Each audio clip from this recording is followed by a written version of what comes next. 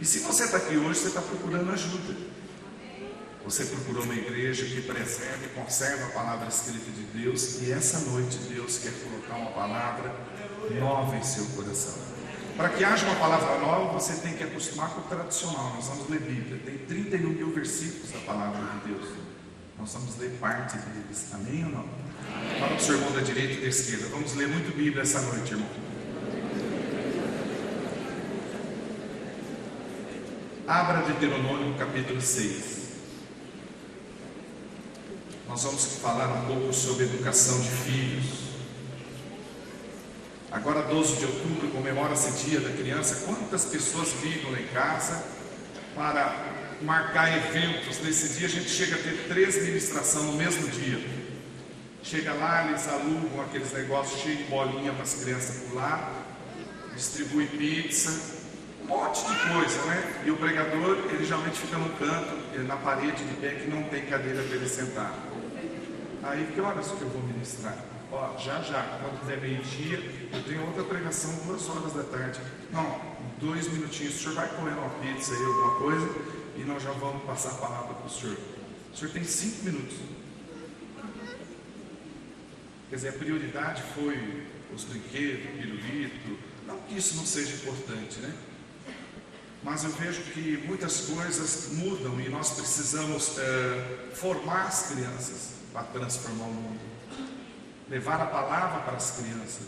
As crianças geralmente são separadas em salas. Aqui é diferente.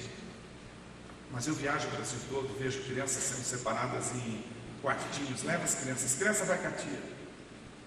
E lá vem as tias com papel sulfite, aqueles lápis coloridos, tudo sem ponta. Leva a criança em sala onde tem estoque de vassoura, material de construção. Ô tia, quebrou a corda. É assim mesmo, o lápis é branco. E o pequenininho escrevendo, tentando.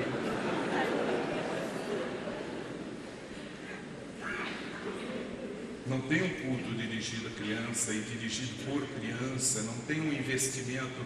Eu não estou me relacionando a essa igreja que já superou isso, mas tem lugares que ainda a criança é terceiro plano. E a criança também já é marginalizada em casa, quando o pai e a mãe estão assistindo seus programas favoritos, as suas novelas, seu futebol, vendo ali o time do Corinthians, que é um pecado. A Bíblia diz: sede santo porque eu sou santo, você tem que ver o time dos santos. E não pode passar ninguém em frente à televisão. Sai daqui! Existe toda uma reverência. Quando eu era jovem, eu fui assistir a ópera, o Guarani. Eu não entendia, não era convertido ainda, não que eu fui para ver a ópera. Fui para ver os índios pelados. E eu tive que ir de terno. Eu sou da época que quando tocava o hino nacional, a gente ficava de pé. Quando hasteava uma bandeira, a gente ficava de pé. Quando o professor entrava em classe, a gente ficava de pé. Quando a diretora entrava, a gente ficava de pé. Completamente diferente hoje. Você não pode entrar diante do juiz, não que eu tive diante de um. Eu tenho um amigo que é desembargador e eu atendo uma igreja dele. Ele me conta algumas coisas que eu fico impressionado. A pessoa não pode, eu não sabia disso. Entrar de tênis, não pode atender um celular em frente ao juiz, mastigar chiclete. Na igreja a gente vê tudo isso acontecendo. Pessoas que vêm à igreja até de boné. Eu sou uma pessoa diante de um juiz de boné. O mastigando chiclete é excelência. E na igreja, houve um caso aqui em Campinas, de uma igreja que o pastor mandou virar todos os bancos e os jovens estavam ali com a espátula, tirando chicletes, tiraram mais de um balde, viraram os bancos de perna para cima e com espátula arrancando chiclete. Não que tinha só chiclete, tinha bolinha de chiclete e outras bolinhas.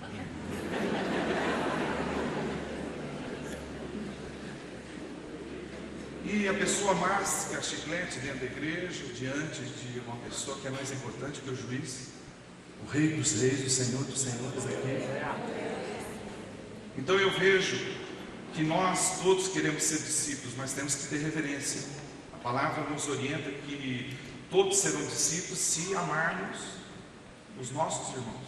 Como podemos amar o nosso irmão se a Deus não temos reverência nem em casa e nem na igreja? Muitas pessoas entram na igreja para buscar bênção, não que isso seja pecado, é bom buscar a bênção, mas melhor seria se essa reunião hoje fosse voltada a buscar o dono da bênção. Sei que tem gente aqui desempregada, é normal um monte de gente, só falta eu dizer que Deus está me revelando que tem gente com dor de barriga aqui. Sempre tem alguém com dor de barriga aqui, eu sei disso. Mesma coisa eu falar para você, irmão, você está com frio, Deus está me revelando, chega em casa, coloca uma blusa. Então, vamos ser práticos. Nós precisamos entender as mensagens de hoje. Deus tem pressa para te abençoar. Quer emprego, irmão? Procura, que você ache emprego. E Deus está disposto a te arrumar um emprego para você. Amanhã, segunda-feira, é um dia bom para procurar emprego. Fala para o seu irmão da direita e da esquerda. O missionário, educadamente, está pregando para você.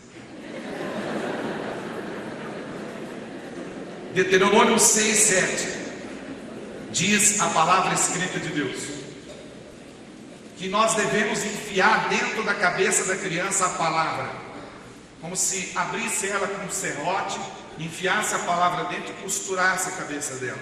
Inculcar, escreve com L, enfiar dentro de alguma coisa. E outra tradução diz, e essas palavras, estou lendo Deuteronômio 6, versículo 7, e essas palavras que hoje te ordeno estarão no teu coração, e as intimarás a teus filhos, e delas falarás assentado em tua casa, e andando pelo caminho, e deitando-te, e levantando-te. Se você ler a Bíblia e tirar um tempo para estudá-la, de preferência, você vai ver que existe um programa de educação dentro da Bíblia. Ali tem ensinamentos que traz para nós em Provérbios 9, Êxodo 20, Levítico 19, Provérbios 23, não vou ler agora, porque nós temos pouco tempo, até 2 da manhã.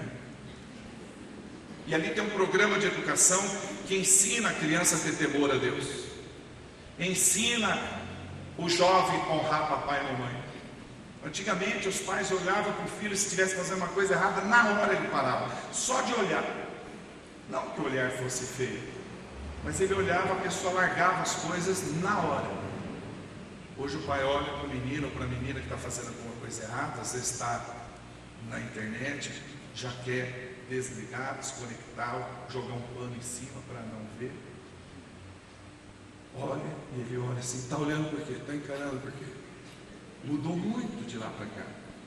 Mas eu acredito que se nós ensinarmos as crianças a respeitar os mais velhos, ensinar os jovens a ser obedientes, ensinar uma profissão para eles, se você estudar a vida de José e Davi, é importante ensinarmos uma profissão. Hoje as meninas não sabem cozinhar, não sabem lavar uma alface. E olha que é fácil. Se faz um arroz, parece uma gororoba, uma cola, parece durepox. Você joga no teto, desce arrozinho, vem. E cabe a nós ensinar. Não existe mais culto doméstico, nós não fazemos mais culto doméstico. Cânticos, louvor de adoração, memorização de versículo bíblico. Não contamos mais história da Bíblia para as crianças. Dramatização não fazemos mais. Não temos um período de oração. Não temos um bate-papo com os filhos, não falamos das verdades de Deus. Na verdade, o povo fica muito mais preocupado com a programação da televisão, que acaba virando rotina. Hoje o povo de Deus assiste novela. Você acredita nisso? Não é o caso aqui.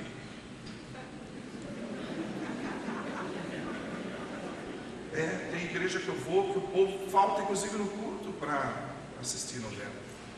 Terça-feira eu estava aqui, fiquei tão feliz, tinha poucas pessoas. E eu busquei a Deus em oração. Senhor, o Senhor está sempre me ensinando, cadê o povo? O povo está intercedendo. É o Senhor que está falando? E o povo faltou para interceder, jejuar pelo culto. Fala para o seu irmão da direita e da esquerda. O missionário acabou de falar contigo, irmão.